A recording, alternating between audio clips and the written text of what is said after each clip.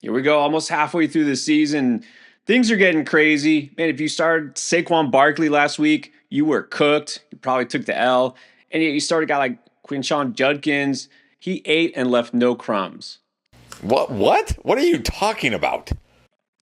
Uh, Sorry, I've been reading Urban Dictionary again. All right, the point is, look, things don't always go as we expect. We got to tell you exactly who should start and sit based on the matchups for week 8 at running back. Now remember, we got 6 teams on bye this week. That's right, you're going to be without the Lions, Cardinals, Seahawks, Raiders, Rams, and Jaguars. We still got some running backs, our must starts no matter what. CMC, Bijan Robinson, Josh Jacobs, Jonathan Taylor, Devon Achane, and James Cook. Before we get to this week's matchups, quick reminder, if you haven't yet hit that subscribe button, please do so right now. It takes 1 second, it helps us out a lot. We are on the way to 100K. Help us reach our goal. First game of the week is going to be the Thursday night matchup between the Vikings and the Chargers. All right, so as far as the running game, now things could be a little different here. There's the expectation that Aaron Jones may return for Minnesota. And so what does that mean for both him and Jordan Mason, who has been the guy? Yeah, this isn't good. Definitely not good for Jordan Mason. He's been the guy here. It sounds like Aaron Jones, should be good to go, like not being eased back in or anything. So you got to think he's going to take some volume from Jordan Mason here. I'm just going to say both these guys are flexes. I think if I have to prefer one, it will be Jordan Mason, simply because I think he has more touchdown upside than Aaron Jones, but can't put either as more than a flex this week. Right, this is going to go back to what we expected before the season started. We saw it barely in week 1, and even then, how much can we take away from the first game of the season? But also remember, J.J. McCarthy was quarterback then. Who's quarterback for Minnesota these days? Well, who knows? But look, as far as Jordan Mason, he's going to be the early down short yardage back. Aaron Jones will be there in passing downs. They're both going to eat into each other's touches. Mason, like you said, gets the slight edge, and he did look a little bit more efficient before the Jones injury anyways.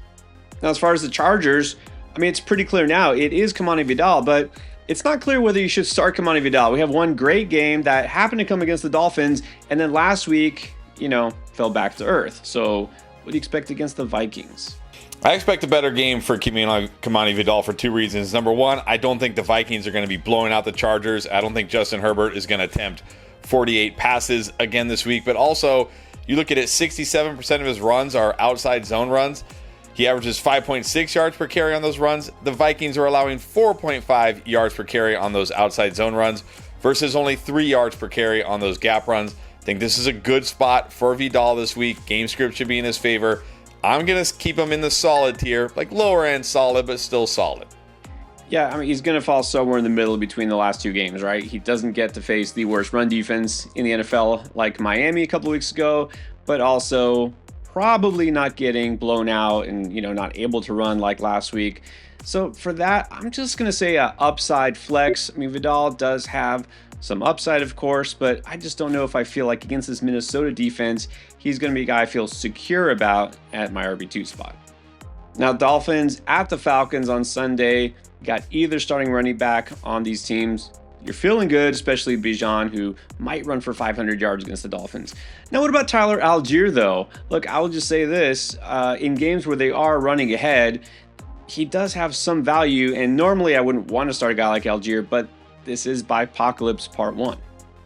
Yeah, only because of all the bye weeks and because it's the Dolphins, I guess you can flex Algier, risky flex, but he could score against this Dolphins defense. What Vidal did against Miami, Kamani Vidal, a guy who's on the practice squad to start the season. Algier isn't, the most amazing running back in the world, but look, in the games where the Falcons are actually able to do what they want to do and run, he gets a lot of carries. In their 3 wins so far this year, he averages 14 carries per game. That will play. And so for me, he is a flex with some interesting upside. And don't forget, if you haven't tried Underdog Fantasy yet, this is the time to do it. Sign up as a new customer and use code ENDGAME in the promo code section when you check out. You'll get up to $1,000 in bonus cash for your first deposit and a free pick. This week, you get a gimme pick, and you take the higher on that, combine it with any other pick you like, and as soon as you play $5 towards any pick, you get another extra $100 in bonus funds added to your account. And of course, it is still Boostober. Get profit boost till the end of the month. So this is the best time to try underdog if you haven't yet. All right, now let's talk Bears at Ravens. Well, this will be an interesting one. We got a couple of running backs here who have been very uneven at times. Look great, look terrible. Let's start with DeAndre Swift, who has pulled the reverso. Looked like he was droppable for the first 4 weeks of the season, and all of a sudden he just can't stop running for 100-yard. Yeah, he's looked great since the team's bye. The run game has been much better here, but I do worry a little bit that this might be a trap. Number one, the Ravens defense coming out of the bye probably going to be getting healthier here, but also 60% of his runs are those outside zone runs. Ravens only allowing 3.4 yards per carry on those runs versus 5.8 on those inside runs. But at the same time, Swift has been so good the last 2 weeks, I don't really see how you can bench him. I'm going to say solid. And then I will say Kyle Monangai, look, it wasn't just garbage time. This guy's actually getting run, when the game matters early in the game. So based on the matchup, I think, and the fact that we have 6 teams on bye, you can flex him if you need to.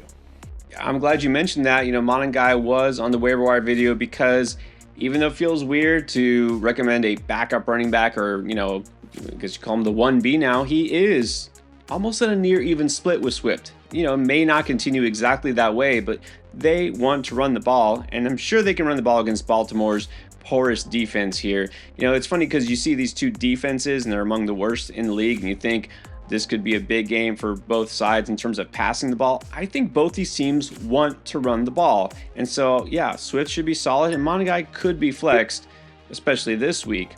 Now, we do still have to talk about Derrick Henry. I don't think anybody just feels safe saying you have to start him at this point, but I'm pretty close. I know you're pretty close. I'm semi-close. I mean, look, there's not a lot of running backs I'm starting over Derrick Henry, but I will say, look, the last 2 weeks, again, since the bye, we've seen a major shift here. The Bears have been better running the football and against the run. And again, but I will say this is actually a good schematic matchup for Henry. 58% of his runs are those zone runs. Bears allowing 5.1 yards per carry on those outside zone runs. I don't think you can sit Derrick Henry. I can't go strong start because there are running backs I feel better about, but he's like the most solid of the solid running backs this week. Yeah, I mean, you're right that since the bye, they have also been a little bit better at stopping the run. It's still not a great run defense. Derrick Henry is Derrick Henry. Keep in mind, he's coming off a 100-yard game. With Cooper Rush at quarterback, he's getting Lamar back. The Ravens will want to run the ball. I think they'll be able to. So if I have King Henry, I'm firing him up. Do you want to get advice from Pierre and myself at the tip of your fingertips? Start, sit, waiver wire, trades, and more? Well, you can do all of this and more on our new app, Draft Lane. We have the ability to view your roster, waivers, and more to give you the right feedback to make the perfect choice. Download Draft Lane from the App Store or Google Play, or use these handy QR codes. And first-time users can use code ENDGAME to get 10 free credits and get your questions answered today. All right, now the Bills at the Panthers. You got James Cook, especially this week. I think you just don't think about it. You start him. And we still have to think about this Panthers backfield. So not a great resolution, I would say, to this committee with Chuba and Rico. It was almost a near even split here. But Rico was still better. Do you think that the coach cares? It didn't sound like it in his pressers that we heard on Monday there. It almost sounded to me like he wants to get Chuba more involved here. They basically were alternating series, right? Like one series was Chuba, one was Rico. Chuba started the game, which I know doesn't necessarily mean anything, but I kind of do feel like he still favors Chuba, even though Rico was better. And I will say the matchup slightly does favor Chuba here, but the Bills have not been very good against the run. So I think both these guys can be flexed because it is a good matchup, but the split is very annoying here. It definitely is. It's hard to know what to expect. But like you said, the Bills, I mean, they're allowing 5.4 yards per carry to running backs. It's not very good. The Panthers, because they have good running backs, they've now become one of the more run-heavy teams, even in neutral situations. The only dilemma is really, are they going to be able to establish the run all game long? I think so. I don't think they're going to get blown out of the water here. I'm going to go Rico solid because even though he only had 3 more touches to Chuba Hubbard last week, he averaged 4.6 yards per carry. Chuba was only 2.2. It doesn't look like Chuba's all the way back. So I think because of the upside, the explosiveness he's shown, that I'm going to go Rico solid and Chuba flex. Next up, we got the Jets at the Bengals. All right, so here we go. Jets offense. Breece Hall, still an intriguing name, but again, how much optimism can you have with anything Jet related these days? Well, you can't have a ton of optimism, but I will say this. It's the Bengals. They're allowing the most points to running backs right now. Also, when you look at it, 70% of Breece Hall's runs are those outside zone runs. Bengals allowing 5.1 yards per carry on those runs versus 4.4 on those inside runs. I said it on the panic video. I didn't put Breece in the panic section simply because he gets the Bengals this week. Now, if he busts this week against the Bengals, we are in full-fledged panic mode, maybe even bench Breece mode. But I'm going to give him the benefit of the doubt this week in this matchup. I'm going to say he's solid. I want to give him the benefit of the doubt, but man, I think I'd rather see it first. I'm not outright benching him because of the matchup, but there are plenty of other running backs I would feel better about. I just don't like putting in a guy that I know the floor is so low. So I'm going to say he's just a high upside flex, even in this matchup. And then as far as the Bengals side, well, maybe we should feel better now about Chase Brown. Actually had a 100-yard game. Although he's not quite getting the volume, do you think that they can get him the ball more because it's the Jets? No, I don't think so. Look, I feel like last week was probably like your best chance to sell high on Chase Brown right now. That was the Steelers. They can't tackle anybody. And he still, he went over 100 yards rushing, but what else did he really do? He should have had a big reception. He dropped a pass, but even still, the Jets have actually been much better on defense in recent weeks. For as bad as the offense has been, the defense hasn't been that bad. I'm just going to say Chase Brown this week, a flex. Well, I'm going to go opposite again here. I'll go Chase Brown solid and don't want to get too overboard, but I always think game script, right? This is exactly how RB value is determined. It's by the touches, and that's determined by how the game is going to go.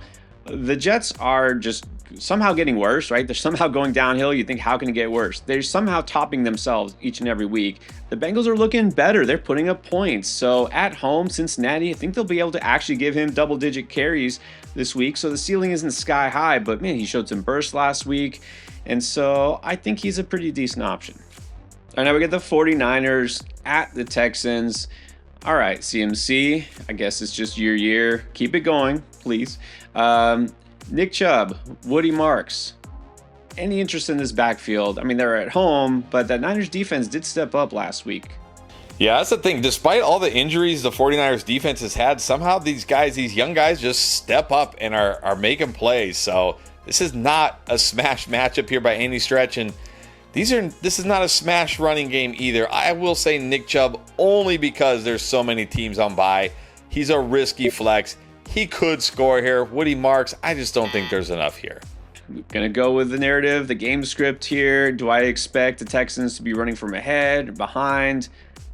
Be a little pessimistic, I guess, and say I don't think they'll be able to feed Chubb too much. The 49ers haven't been putting up huge point totals, but still, Texans haven't either necessarily. So I don't really still have any interest in Chubb. He's just so touchdown dependent.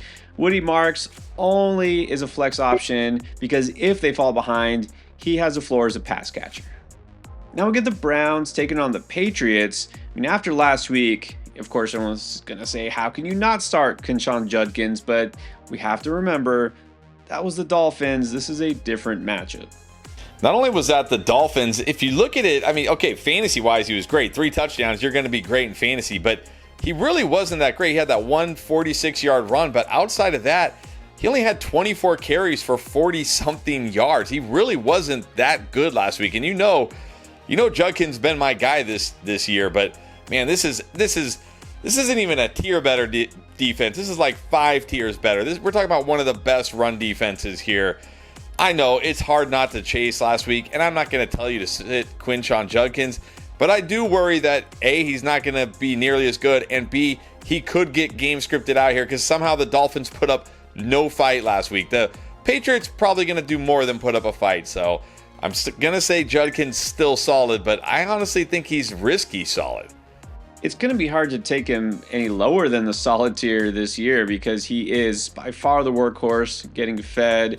Unless it's a really tough matchup. The Patriots have been good, but again, this is not a team that usually puts up massive point totals early and runs from ahead, unless they're playing the Titans or something. So Judkins is solid. Yeah, he's not going to necessarily smash this week, but if I got him, I'm probably starting him.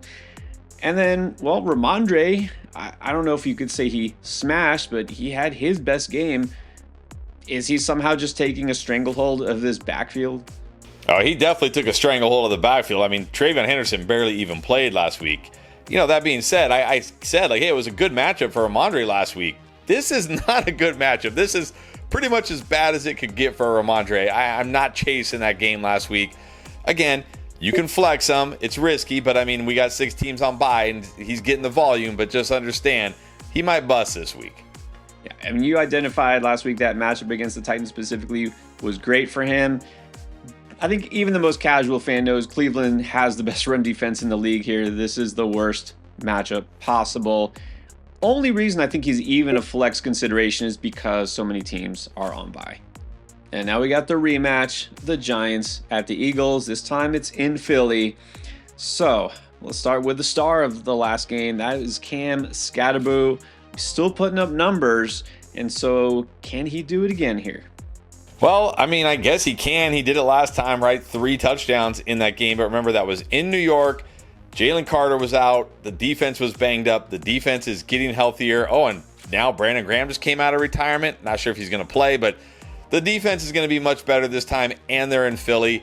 But that being said, Cam Skattebo gets the volume. You can't ever really bench him. So I'm going to say solid here. And then I know Tyron Tracy had that long touchdown last week, but come on. We're just chasing one long touchdown. I think it's too much here. I'm sitting Tracy. Right. If you look at the box score, you're like, oh, Tracy was involved. He did something. It was that one play, right? And he was basically untouched because they didn't expect Tyron Tracy to get the ball there. Don't worry about him. Skattebo's the guy. He's getting the volume. The touchdown upside is always there. So don't expect 3 touchdowns, but he's still solid. And as I teased in the beginning here, we legitimately have to question, what do we do with Saquon Barkley? Forget the revenge narrative and, the Giants. The Giants have looked better than the Eagles, right, as far as running the ball the last several weeks, maybe even all season long. So is there a way that you can actually consider benching Barkley, though? I was really on the fence here, but it's so hard, right? Because it's Saquon Barkley. Like, am I really going to sit Saquon Barkley? But this run game it's horrible. It's just horrible, right? The offensive line is not giving him any holes. He doesn't look nearly as explosive as he looked last year. I mean, just everything about this run game is terrible. But that being said, they're at home. Giants are not a great run defense. I think I still have to keep Barkley solid for now. Exactly. You don't want to make decisions based just on name and reputation, but again, there are some instances where maybe you just have to give a guy a benefit of the doubt, even if you don't expect last year's version of Saquon. He's got it in him. He's still getting all the touches. He's still in a good offense and all that, but he's just not an auto start. Let's just put it that way. Next up, we got the Buccaneers taking on the Saints. So it's been Rachaad White in that Bucs backfield. Maybe we get Bucky Irving back finally. If so, do you expect him to basically resume his normal role? Maybe more of a split? How do you handle this? I think if Bucky plays, you play him. It's the Saints. I'm not scared of this run defense whatsoever. Swift just, sliced them up. So I think if Bucky plays, I feel good enough that, remember, they have the bye the following week. I mean, look, the Bucs are pretty risky with their injured players. I will say that. But I feel like if Bucky plays, they're going to play him a significant amount. So I'm going to start him. But I don't feel like Bucky is going to play. We'll see. So if he is out, I think Rachaad White has to be one of the most solid starts. I know he didn't have a great game against the Lions last week, but the Bucs were, kind of getting rolled in that game for most of the game. This is the Saints. He should be great. Yeah, I mean, you got to like the run game here because of the matchup. Like you said, I don't anticipate Bucky playing here, being at full strength. Even if he does, I would only go solid. Don't think he's going to be at full strength, and they probably just won't give him a ton of carries because, as you mentioned, the bye is next week. But, I think if it's just Rachaad White, whether Bucky plays or not, he's also going to be solid here. And then for the Saints, it's just Alvin Kamara. Kendre Miller, unfortunately, he is done for the season. Just when it looked like he might finally carve out a role for himself. Kamara's not getting traded anyways, but does this make you feel a lot better about him in fantasy? I can't even say a lot better. I mean, Kendry Miller, had one carry and then tore his ACL last week, which, Kendry Miller, man, unfortunate. This guy just has not been able to stay healthy. Just doesn't look like it's in the cards for him. But even despite that, last week against the Bears, what did Alvin Kamara do? Nothing. This is not nearly as good of a matchup as the Bears. Vita Vea in the middle. I know Jahmyr Gibbs just torched him, but Jahmyr Gibbs is what Alvin Kamara used to be, not what he is now. So I'm going to say Alvin Kamara. I'll say like a high-end flex because he's going to get the volume, but what's the upside here? Look, I know Kamara hasn't been great this year, and I was not high on Kamara preseason, draft season, and neither were you. But, at this point, what other choice do they have? Are they going to put Taysom Hill in the backfield every other play? No, they're going to finally play to Kamara's strengths. They're going to get him the ball as a receiver. They don't have a lot else here. Who knows who's on the trade block? The Bucs should be able to put up some points, so I'm going to say in a deep bye week, Kamara makes the low end of the solid tier. And now we got the Cowboys taking on the Broncos, and, Javonte Williams going to face his former team. You know what that means. Smash revenge spot. Yeah, honestly, I was like, wait, should we put Javonte as a no-doubt must-start? Are you even benching Javonte at this point? But then I realized it's on the road against the Broncos, so not the best matchup here. But look, 55% of his runs are inside those inside gap runs. He averages 6 yards per carry on those runs. Broncos giving up a full yard per carry more on those runs.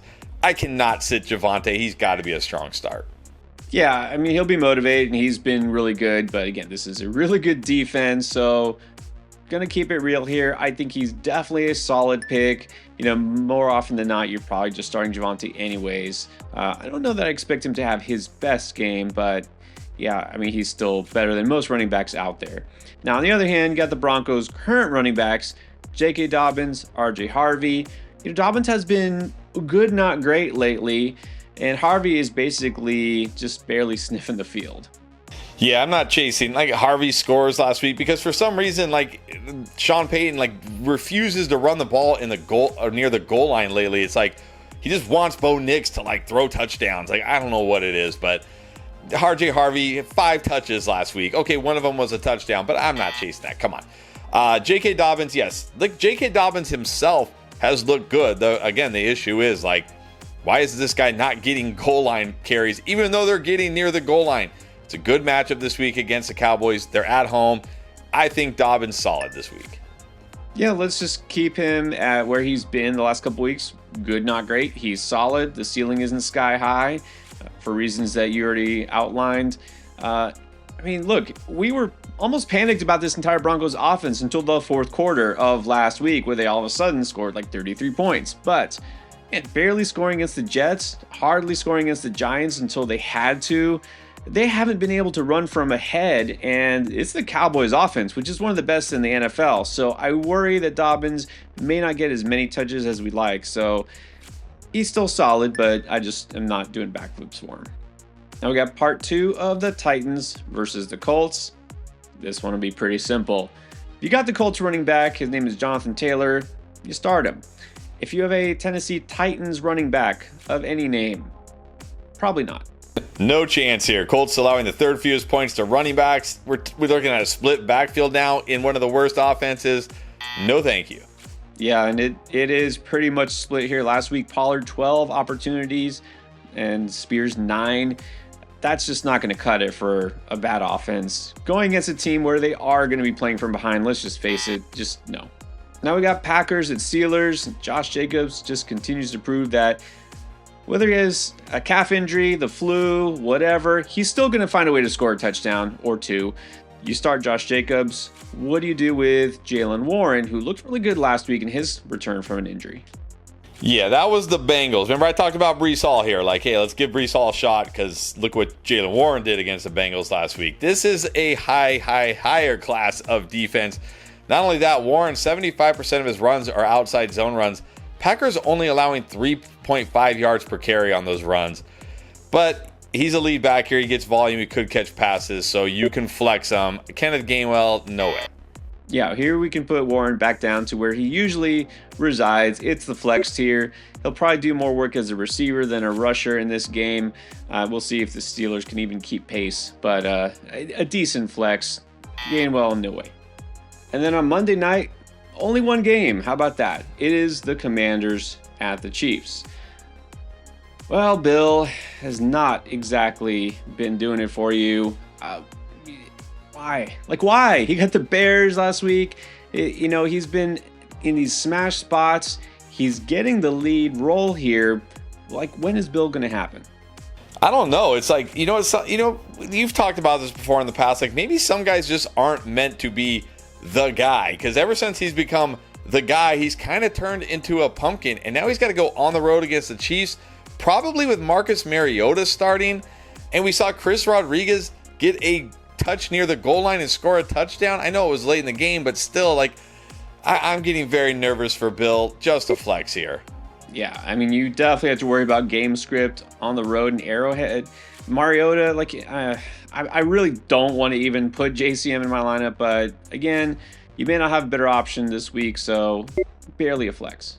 And that pretty much defines all Chiefs running backs, at least to me still. I don't know, do you feel any better about guys like Isaiah Pacheco, or do you think Brashard Smith is now going to become a thing? Well, I feel better about Isaiah Pacheco because Kareem Hunt looks like maybe he's becoming irrelevant. So we saw Pacheco actually score a touchdown last week. Hallelujah. Look, Pacheco has kind of been coming on, but so has Brashard Smith. Again, kind of like the game last week. If Marcus Mariota starts, the Chiefs might be absolutely just rolling the Commanders this week, which means plenty of running for both these guys. With the bipocalypse here, I think you can flex them. Pacheco still has flex value. He could always score. The touches aren't always there. Let's see if he makes up for it with efficiency. Just, you can't be guaranteed any sort of a floor here. As far as Smith, I mentioned him as a waiver wire ad. More speculative. Look, I know that almost all his touches last week were basically garbage time, right? They were just absolutely clobbering the Raiders. And it was in the fourth quarter where he was getting handoffs from Gardner Minshew, okay? I understand that. But look, the Commanders might not be exactly hanging in here, so maybe we'll see more Smith. So he's a risky flex, but one that does have some upside. All right, those are the running backs you need to know about in Week 8. Of course, we got you covered at every position. Everything you need to know to win is going to be in this week's playlist.